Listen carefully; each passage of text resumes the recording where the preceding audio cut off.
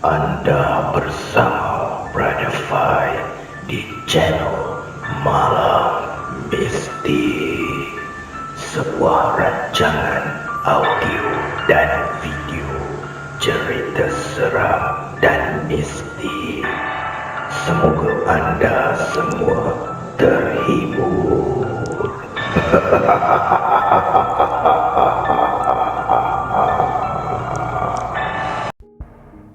Para pendengar Malam Mistik, kisah pada kali ini datangnya daripada Arjuna THC.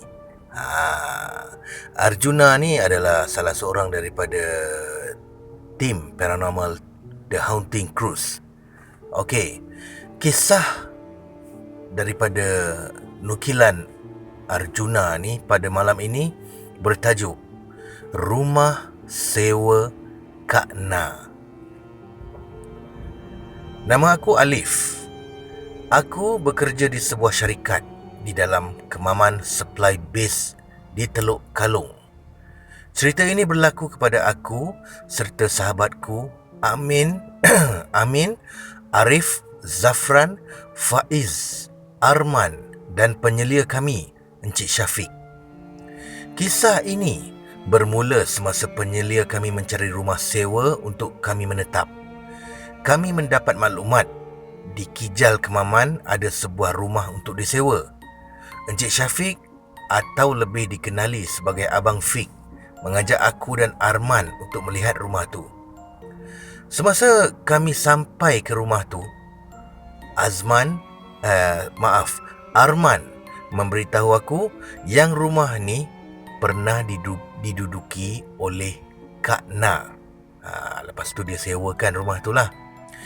Tetapi Abang Fik hanya tersenyum dan berkata, dalam dunia ni syaitan ada di mana-mana. Kita jangan celupa. Kita jangan celupa mulut sudahlah, maksud dia lah. Aku hanya terdiam. Selepas berborak dengan Kak Na, penjaga rumah ni, dia ada menceritakan sedikit kisah misteri rumah ni. Tapi Abang Fik hanya senyum. Rumah Kak Na bersebelahan rumah yang akan kami sewa ni. Malam tu, kami memasuki rumah tu.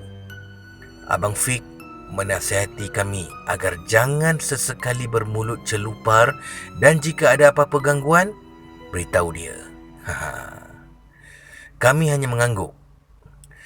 Selepas seminggu menginap di sana, keadaan masih seperti biasa sehinggalah pada satu hari di mana Abang Fik bertugas di malam hari dan di rumah hanya ada aku, Arman, Zafran dan Amin.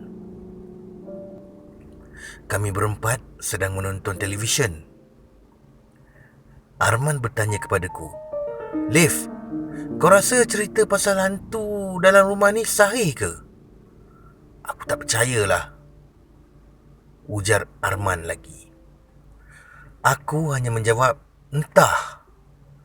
Semasa kami menonton cerita di televisyen, tiba-tiba satu dentuman kuat berbunyi dari tandas rumah kami.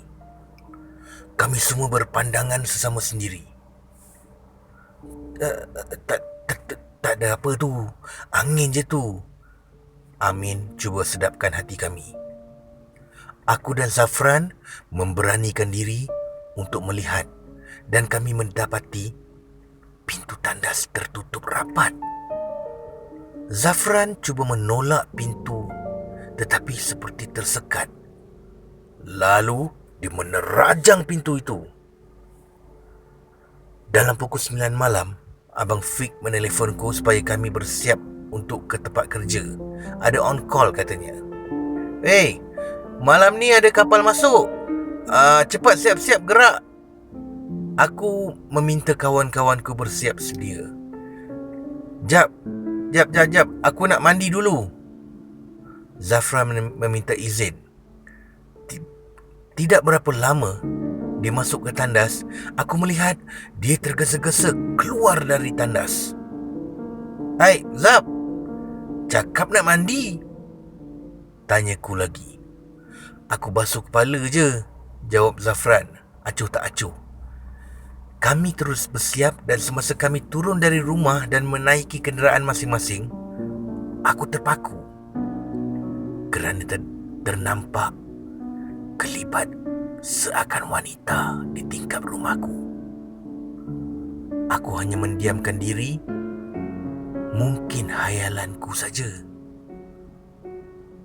Pukul 10 malam, kami memasuki tempat kerja. Zafran yang selama ini paling kecoh hanya mendiamkan diri. Aku cuba bertanya kepadanya, tetapi dia hanya berkata, tak ada apa-apa. Tepat pukul 1 pagi, kerja pemunggahan barang di atas kapal selesai dan kami pun segera pulang ke rumah. Selepas sampai ke rumah, Zafran terus berbaring dengan pakaian kerja. Tuala aku mana? Laung Faiz. Nah Faiz, tuala kau ada dalam bilik aku. Aku memberinya tuala. Dia terus masuk dalam bilik mandi. Tiba-tiba, setan kau! Hantu! Tolong! Hantu! Jerit suara Faiz kedengaran dari dalam bilik mandi. Kami semua terus pergi ke bilik mandi.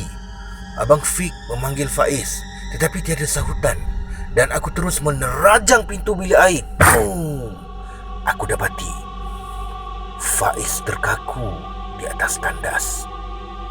Kami terus membawa Faiz ke dalam rumah. Abang Fik meminta Faiz menceritakan apa yang berlaku. Tetapi Faiz hanya berkata, saya tak tahan bang. Ada kepala. Saya nak balik. Abang Fik hanya terdiam dan membaca sesuatu. Dalam tidak semena-mena, pintu tandas berbunyi dan terdengar suara paip air dibuka serta suara seperti ada seseorang sedang memotong daging dari dalam bilik air itu.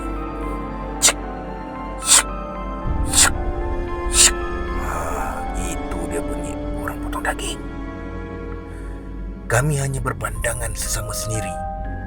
Dan kami semua, kecuali Faiz dan Zafran, pergi untuk membuat pemeriksaan. Abang Fik memberanikan diri membuka pintu bilik air itu. Semasa pintu dibuka, kami tergamam dan Arif sudah meluru ke atas rumah. Kami melihat ada kepala manusia duduk betul-betul atas tandas dan menjegilkan biji matanya memandang kami. Allahu Akbar! Allahu Akbar! Aku menjerit dan kami semua bergegas ke atas rumah dan semua berkumpul. Abang Fik meminta semua kemaskan barang-barang kerana esok dia akan mencari rumah baru. Tetapi Faiz dan Zafran tiada di situ. Abang Fik mencari di dalam bilik, tetapi tak ada. Semasa kami sedang mengemaskan barang-barang, tiba-tiba Arman menjerit. Rupa-rupanya dia diganggu sesuatu semasa mengemas barangnya. Dan tidak semena-mena, bau hanyir darah dan bunyi barang diasah muncul di dapur. Dan kami terus keluar dari rumah tu dan duduk di tepi jalan. Aku hanya memakai boxer dan ada yang berkain pelikat. Dan aku rasa lega. Rupanya Faiz dan Zafran sudah berada di pinggir jalan dari awal lagi. Abang Fik mengambil Hiluxnya dan membawa kami ke tepi pantai. Dia menelefon Haji Yusof, iaitu HQ syarikat yang aku bekerja, dan menceritakan apa yang berlaku. Dan Haji Yusof meminta kami pergi ke rumahnya. Di rumah Haji Yusof, kami semua menceritakan apa yang terjadi.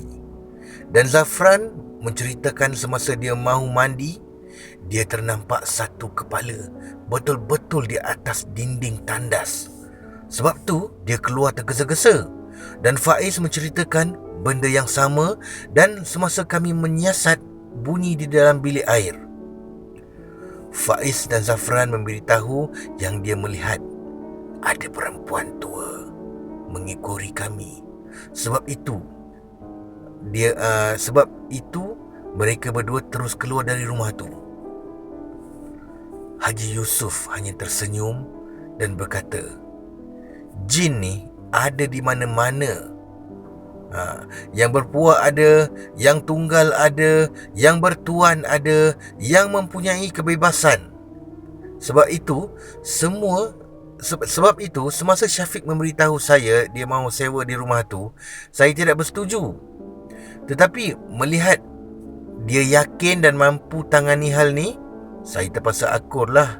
Dan bila timbul hal ni, saya harap kamu semua mendapat pengajaran. Sempat lagi dia membebel dan memperli Abang Fik. Abang Fik hanya menunduk. Dan Haji Yusof meminta kami tidur di sini dulu. Keesokan harinya, kami mendapat kebenaran untuk cuti dan kami pergi ke rumah tu untuk mengambil barang-barang kami. Aku pergi berjumpa dengan Kak Na untuk memberitahu yang kami akan keluar dari rumah ni. Selepas kami menceritakan kisah kami kepada Kak Na, Kak Na hanya senyum dan memberitahuku perkara paling mengejutkan. Rupanya, hari pertama kami menetap lagi, dia sudah nampak yang ada wanita mengikut kami ke mana saja. Dan sebab itu, dia hanya menanti apa yang akan berlaku seterusnya. Dia ingin menegur, tapi asal mau tidur aja, akan ada bayangan wanita seperti memarahinya. Jadi dia terpaksa mendiamkan diri. Selepas kejadian itu, kami mendapat rumah sewa di Gong Limau. Walaupun bayarannya agak mahal serta lokasi jauh sikit, bagi kami itu adalah lebih selesa dari terus menetap di rumah puaka tu. Kini sudah 2 tahun kami meninggalkan rumah puaka tu. Aku mendapat cerita ada sepasang warga Rohingya menetap di sana selepas kami keluar. Dan pasangan itu turut diganggu, di mana si suami diangkat tidur ke tanah dan si isteri diangkat tidur di atas bumbung rumah itu. Aku singgah di warung Kak Na untuk bertanya kabar. Aku cuba bertanya, masih ada orang sewa belum rumah tu? Kak Na memberitahuku, tuan rumah tu mau bagi free je, sewa kepada sesiapa yang ingin tinggal. Free selama 1 bulan. Jika selepas 1 bulan tiada apa yang berlaku, barulah beliau akan berbincang jumlah sewaan. Pengalaman itu adalah kenangan pahit dan manis bagi kami berenam. Dan aku akan pastikan kami tidak akan mengalami kejadian sama lagi. Dan Abang Fik kini telah menjadi pembantu Haji Yusof kerana kerajinan serta pandai mengambil hati Haji Yusof. Dan bila aku sebut tentang rumah Kak Na ni, pasti Abang Fik akan memarahiku. Marah dia ya. Semoga satu masa nanti rumah itu bebas dari gangguan makhluk halus yang menetap di sana. Okey. Jika anda ingin menyewa rumah tu, bolehlah berjumpa dengan Kak Na. Warung dia di tepi jalan berdekatan kilang kayu titian berayun Kijal. Sekian. Terima kasih. Brother Fai. Peace. No.